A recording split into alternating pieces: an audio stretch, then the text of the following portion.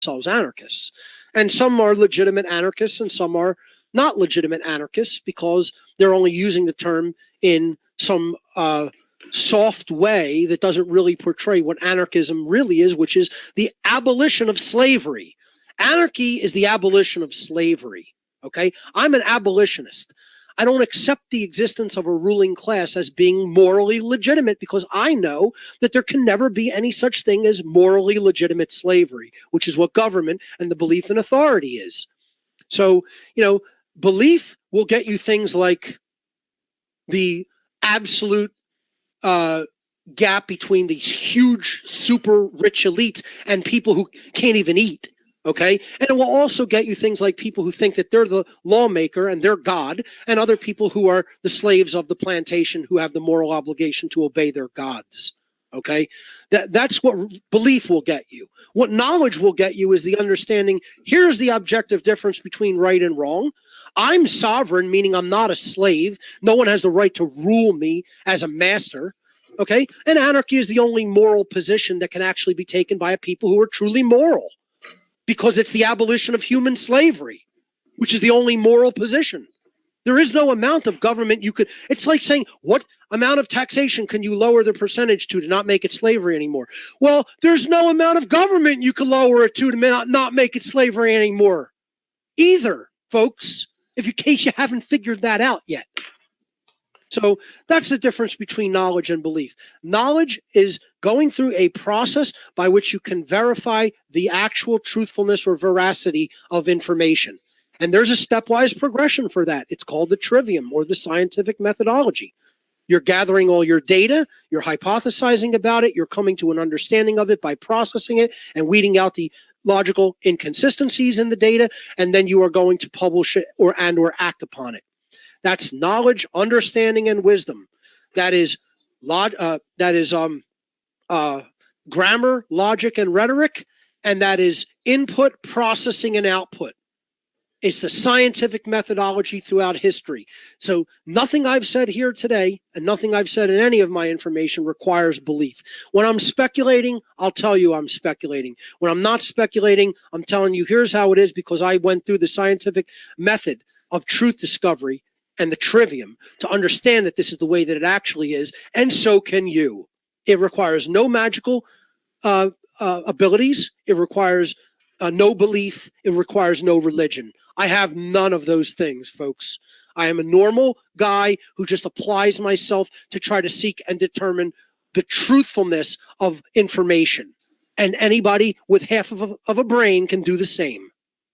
And what the knowledge of the occult can do is, if it is held by a small group of people who want to wield it as a weapon by keeping it away from their opponent, they will, through their knowledge differential, manufacture a power differential because they know how things work and the people who they want to rule don't know how they work. And that is exactly what has been done with the knowledge of the occult. And that's why people have to learn it. They have to learn the knowledge of the occult, which is about these natural laws ultimately, and about how our consciousness works.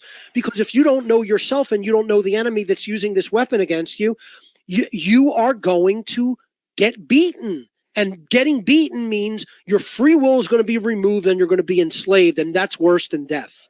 That is infinitely worse than death. And yet, people will say they'd rather be enslaved and or die, okay, than learn the truth because it's somewhat fearful to them.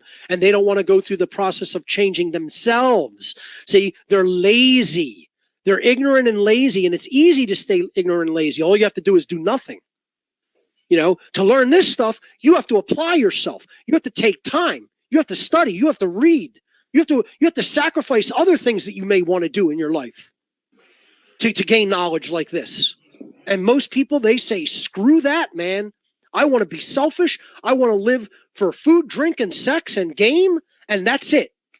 I'm not interested in anything else. That's where most people's level of selfishness is at. And you know what that's called, Keith? That's called Satanism, ladies and gentlemen. That's what living only for yourself and not caring about what's going on around you is called. That's called Satanism. I should know. I was a priest in the religion of Satanism for many years. So I should know what one of the main belief systems of Satanism is. And I'm telling you, that's it. And when you look around at the world and you look how many people are just selfish assholes who only give a damn about themselves, the majority of the population of this planet are trapped in a satanic mindset. That's the truth. And it's our job to help get them out of that. That's what the great work is. And yeah, we can influence that, inspire it, and encourage it. Yes, we can. That's what light magic is. That's what positive magic. That's the opposite of mind control. That's mind and spiritual uplift. Mental and spiritual uplift means you're going to influence, encourage, and inspire people to become better and to do the right thing and to learn true knowledge about what's going on within them and around them, to expand their consciousness. One important thing to mention on the anniversary of the Lexington battle, you talk about a concept of the difference of violence and force. What is the difference between violence and force? So force is the ability to do work or to cause change in our physical environment. Anything that we do that is a behavior that is a right involves some aspect of force. Okay? So anything that causes change in the world is change through a force. Nothing can be changed without a force involved. You want to clean a table, you're going to have to apply force to it to take the particles off the table. You want to hang a picture, you're going to have to lift that picture up against the wall. You're going to have to hammer the nail into the wall, all involving usage of force. Okay? So force is a scientific term. It's the ability to conduct work in the physical domain. Now, violence is the opposite. Violence means you are taking a force and initiating aggression against someone with it unrightfully when you have no right to do such thing. Violence is the initiation of unjust, undue force against someone to coerce, constrain, or compel them. So you are violating someone's rights when you conduct violence. When you simply employ a force, no rights are being violated. So this comes down to the distinction between violent behavior and self-defensive, forceful behavior. Okay, this is where we most likely are going to see this distinction. Violence, interaction on the street.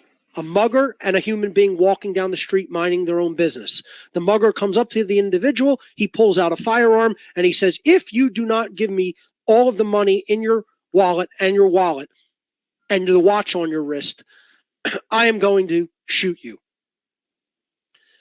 That's violence. You've initiated undue force and coercion against another individual without right. You had no right to do that because that's their property, and then you're threatening under duress to take their property and harm them, which you don't have the right to do because that causes harm to another. That behavior causes harm to another, and you're attempting to take their free will and their property. If the person who is the mugger is attempting to rob would then pull out their own firearm and get the jump on the other individual, let's say they were distracted somehow, and fire at them, they would not have conducted an act of violence. See, this is what people have to understand. That second act of firing upon the mugger is not an act of violence because you are acting within your right to defend your property, meaning your life, your rights, your freedom, and your physical property. Okay, because you were just attacked and violated in an act of aggression, which was violence because it violated your right to remain unharmed and not to have coercion and duress conducted upon you and attempted theft.